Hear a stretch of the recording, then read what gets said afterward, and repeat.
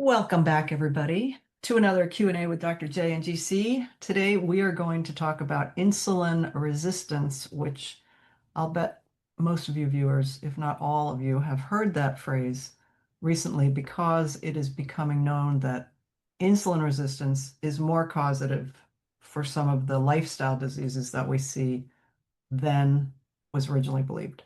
It is at least related to things like diabetes, heart disease. Certainly, if you're obese, you are likely insulin resistant. But is there a genetic component to who gets insulin resistance and not, Jay? Yeah, imagine that. Why don't you Who tell us how it knew? works? Yes. Okie dokie. Yeah, insulin resistance. So there are little receptor sites on the outsides of our cells that insulin attaches to and opens the cell so that sugar can get in and we can burn it as a fuel. But and this can be genetic, but it can also be from eating too many carbohydrates or too many sugars. The resistance, that insulin receptor closes shop. And it's like that sugar stays in your bloodstream, and that causes your body to then store it as fat rather than make energy out of it. So it does lead to obesity, and it leads to often central obesity, like just weight gain right around your midsection, especially. You can really spot people who are insulin resistant. And over time, the pancreas can give out, and then you're heading toward diabetes type 2. Type 1 is more of an autoimmune condition where the pancreas is actually damaged by the immune system. But let me share my screen for a minute, and I'm going to show you where this happens, at least in the genetic realm. So when we're looking at the biochemical pathways, and I know this gets a little technical, but I think it's interesting because a lot of people are getting it because it's just logical. But I want you to notice this pathway over here where here's insulin and glucose. And in a pathway, that insulin and glucose is converted to pyruvate by the activity of this enzyme right here, the pyruvate cystokinase.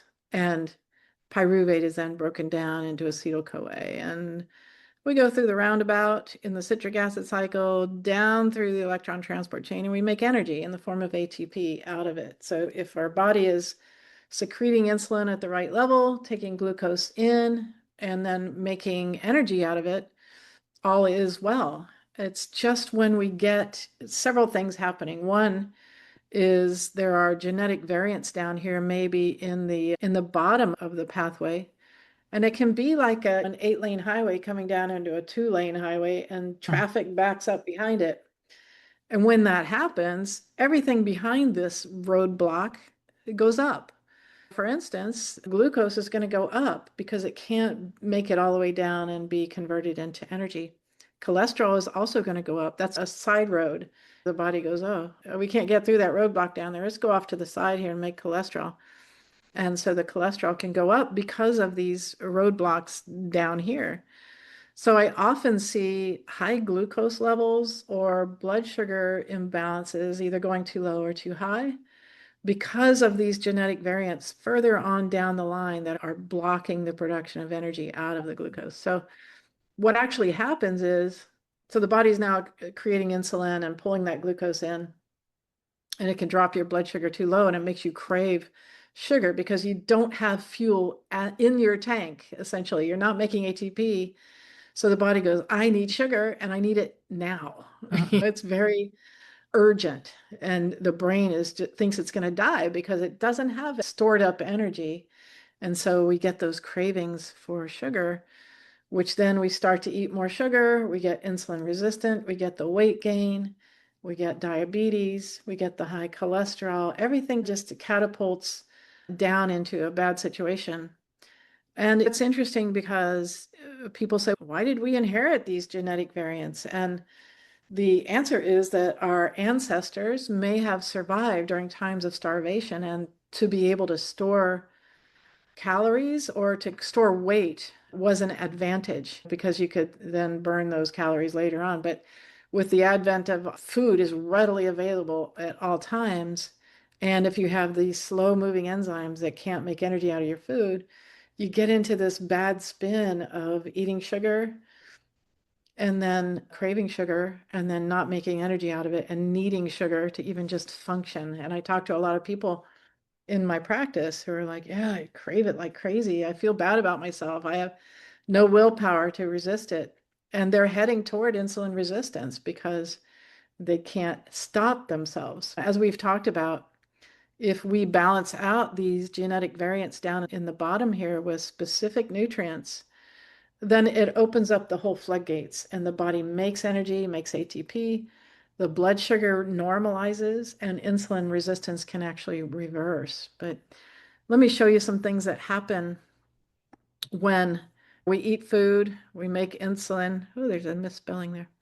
The cells resist the insulin, and then sugar stores as fat, and then we feel tired and hungry again, so we want to eat again. So it's a kind of this really vicious cycle that happens, but it can lead to type 2 diabetes, polycystic ovary syndrome, where we have those cysts that grow on the ovaries and can burst and be terrible. Atherosclerosis, which is the accumulation of calcifications in the arteries. Arteriosclerosis, too, which is hardening of the arteries, or dyslipidemia and hypertension come out of it. But these can come from, of course, obesity, but I really take it back to genetics and biochemistry. When we get the biochemistry balanced, then we can become active. Our bodies want to move, as we talked about in a previous video.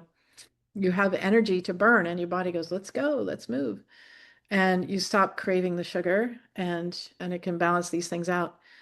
Medications can also cause insulin resistance or slow down the mitochondria and lead to this as well. And there are certain rare disorders that can lead to it. But those are the basics. And so when you started the pathway, the glucose and the insulin were like way up here. And Yeah. then the problem causers were way down at the bottom. Yeah. And so it's interesting. You've got a gene that says your cholesterol is fine, your insulin's going to be good. But lifestyle causes some of these things to happen. And so a normal practitioner who might say, up here, it's all good, and we're not even going to look down here. Your practitioners are trained to look at the whole thing and see that this is where I love your example of 8 lanes going into two. There's a Yeah. whole lot going on, and then all of a sudden there's just this little place where everything has to come out like detox. We don't need detox programs. We need to take care of the body so that everything runs smoothly. And granted, you just showed what could lead to insulin resistance.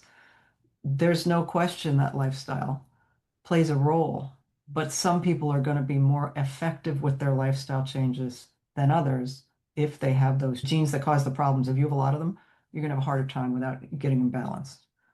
Absolutely. Yeah, it's going to be very difficult. And again, we blame ourselves. It's like it's my lack of willpower. I can't stop eating sugar. And there is an addictive nature to it as well. The dopamine has a lot to play in this as well.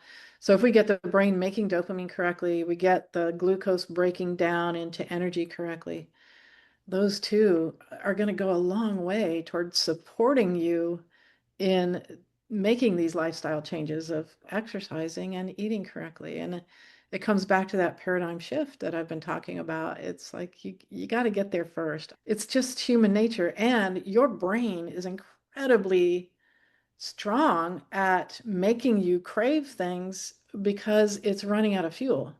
All It right. doesn't want to die, and it will say, you need to give me sugar now. And it's a very hard thing to just use willpower to get through that. If your body is craving sugar that hard, there's something out of balance. That's what we have to look at is why is that happening? And that is a symptom, not a cause. And that's the thing that I've realized over the years. You can talk till you're blue in the face. I don't know how many patients I've talked to about stop eating sugar, and they're like, uh-huh. Great. And they don't, or they don't understand what that means. Can I still have my cookies? No, that's sugar in it too. But Yeah, and I have to say, because we did a recording recently where you said you're not going to want the cake, you're not going to want the cookie. It is also true that when your body is balanced, if you have a piece of cake or a cookie, it finds its way through down to the energy transport yeah, situation and it gets used up. It's not like you're piling it on constantly. So I didn't want people to feel like, oh my God, I can never have a cookie. Sure, you can have a yeah, cookie, Yeah, yeah, that's it. And often I notice that people are like, ah, take one or two bites. And it was like, yeah, that was Yeah, good, but I don't need to finish the whole thing. And yeah. just doesn't even appeal. Or they're like, no, thanks. It's just fascinating. But yeah, the whole insulin resistance thing is huge. The obesity epidemic is enormous in our country, and I really do blame mitochondrial dysfunction on that. And it's either genetic, but you can also get mitochondrial damage from the environment. So that's chemicals, heavy metals, pesticides, radiation, and electromagnetic fields, and medications that damage the mitochondria. And when you damage the mitochondria, you can't make energy out of that glucose. So that's a big deal. And I think more and more the mitochondria gets damaged by those things and the pesticides and the glyphosates and all the things that are in our diets. So to your point, our lifestyle, those are the things that we can do something about that save our mitochondria, then prevent the insulin resistance and then all the diseases that go along with that. We don't want diseases. No, but you can't get away from them. Who among us can avoid pesticides? Well, yeah, you might eat organic, but I guarantee you, they're sneaking in. Yeah. They- They're sprayed everywhere, pesticides and herbicides. And some And of them are considered to be obesogenic, yeah, which absolutely. they disrupt the whole hormone pathway we did talk about last week. And for weight gain and weight loss and balancing all that stuff, it just goes to hell in a handbasket. Very much. It's a rare person when I was practicing that I didn't see mitochondrial damage on. Well, It's the electromagnetic fields. We're inundated by EMFs, and I'm sitting in front of a computer right now. I'm getting hit I'm by going it. to So, sit further away right now. yes, I know. It's very difficult to avoid, but our program does look at that very much. And that's part of the questionnaire. We ask people, what are your lifestyle habits and what's your energy level? Because that's a big indicator of mitochondrial damage. If you're low in energy and you're craving sugar, those are two big signs that you're likely got mitochondrial damage or genetic variants that are blocking energy production Poor little mitochondria. or mitos. Mitos. We'll get silly if we don't cut it off right now, I have a Yeah, feeling. So right.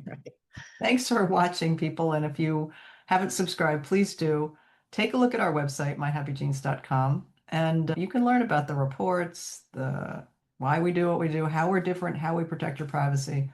All of that is on the website. And if you're a practitioner watching and you'd like to add My Happy Genes to your practice, there are practitioner pages right at the top of myhappygenes.com. It says, "Are you a practitioner?" Click the red button, and you can learn all about that aspect of the company. I Yeah, think and that's add it that into today. your practice. It's pretty turnkey. It's free to Yeah. join, and it's a great addition to your practice. A lot of people that show up in practices have been to other people, right? They've done Western medicine and they've done maybe some other stuff, and they're just desperate to feel better. And this is really a chance for them to have that health back. Yeah, absolutely. All right, everybody, we will be back with another episode of Dr. J's Q&As.